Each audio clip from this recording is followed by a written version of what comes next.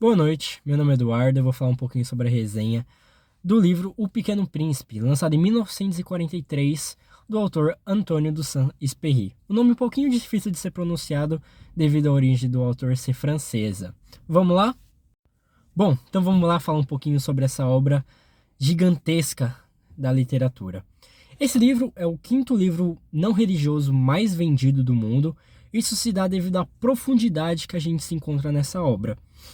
Então, ao mesmo tempo que a gente tem uma questão de ser um livro infantil com ilustrações bonitas, coloridas, uma história um pouco mais simples, a gente também tem uma complexidade e uma profundidade muito grande acerca dessa história. Então a gente vai ter lições de moral, lições do amor, até mesmo lições sobre a amizade na vida, que encanta muito os adultos que leem essa obra. Então, mesmo ela sendo uma obra infantil, a gente tem essa procura pelos adultos devido a essa profundidade enorme que a gente tem nessa obra. Começando a falar um pouquinho sobre o livro e a história que a gente tem acerca dele, a gente começa com um piloto caindo no deserto do Saara e encontrando uma criança loira. Ele intrigado, os dois começam a conversar sobre diversas coisas e a criança começa a contar as experiências que ela tem.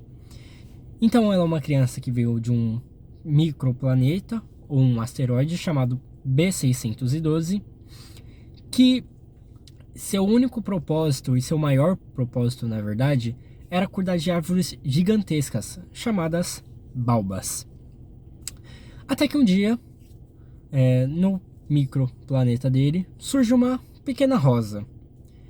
Tal rosa que o príncipe fica muito intrigado com isso e ao longo do tempo ele vai se aproximando cada vez mais dessa rosa, até que essa rosa tem tanto poder sobre ele que o príncipe fica amedrontado. Ele decide ir para outros planetas para fugir dessa rosa.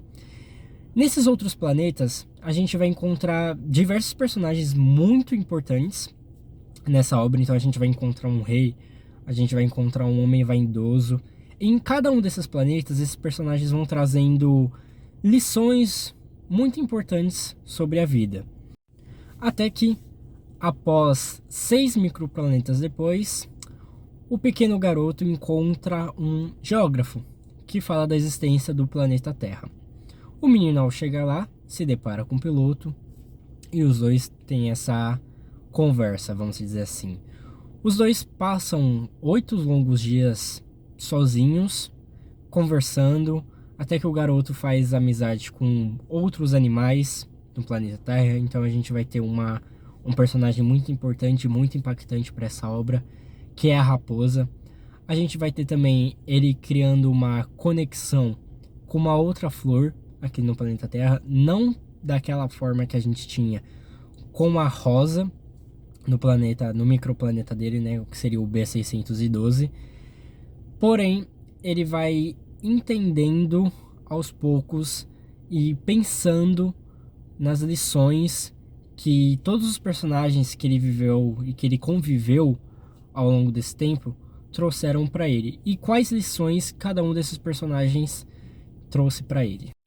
A principal mensagem que essa obra quer passar para o público um pouco mais maduro é que muitas das vezes os adultos acabam perdendo certa sensibilidade do seu lado mais infantil, vamos dizer assim.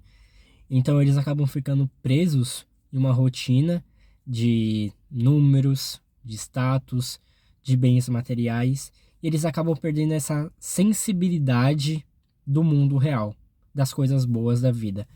Uma das frases mais importantes que a gente tem no livro e que faz essa menção que eu acabei de dizer é que o essencial é invisível aos olhos. Basicamente, essa frase diz que o importante da vida e o lado bom dela, a gente acaba não percebendo e sim sentindo. E muitas das vezes os adultos deixam essas questões de lado por conta dessas questões de bens materiais. Então essa querendo ou não, a principal mensagem do livro que ele traz para esse público um pouco mais maduro que busca uma profundidade maior. Olá, gente. Eu sou o Gabriel e eu vou falar um pouquinho sobre o que eu entendi dos personagens e o simbolismo lendo O Pequeno Príncipe. Bom, vou falar um pouquinho sobre o Pequeno Príncipe, que é o protagonista da obra. Para mim, o Pequeno Príncipe ele representa a pureza, a curiosidade, a inocência da infância. Então, toda aquela magia que a gente tinha quando criança é o que o Pequeno Príncipe simboliza. A rosa, ela simboliza o amor, a responsabilidade. Então, tudo que a gente ama, por exemplo, pode ser pessoas ou objetos. O raposo, por outro lado, ele traz as lições mais bonitas do livro. Quando ele ensina que você se torna eternamente responsável por aquilo que te cativa, que tem um papel muito simbólico na obra. Já o rei, ele representa o poder sem propósito. Ele é um empresário que simboliza a obsessão por números e posses. Então, tudo que o Eduardo acabou de falar, com a questão, quando a gente vira adulto, a gente perde a magia da infância. Bom, a minha opinião pessoal do livro é que o Pequeno Príncipe ele consegue falar com qualquer idade. Então, desde as crianças que olham com uma magia, desde os adultos. Por exemplo, quando eu li a primeira vez, eu enxerguei uma história simples. Mas depois que eu reli, eu percebi uma mensagem muito mais profunda da obra. É um livro que faz a gente pensar o que realmente importa na nossa vida. As relações, o amor, a forma como a gente observa o mundo.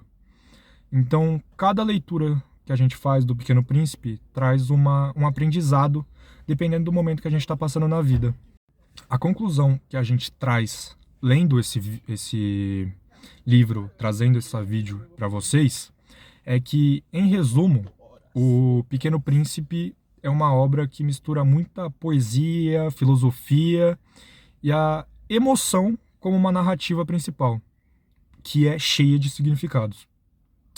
E é um lembrete que crescer não precisa significar esquecer o que é essencial.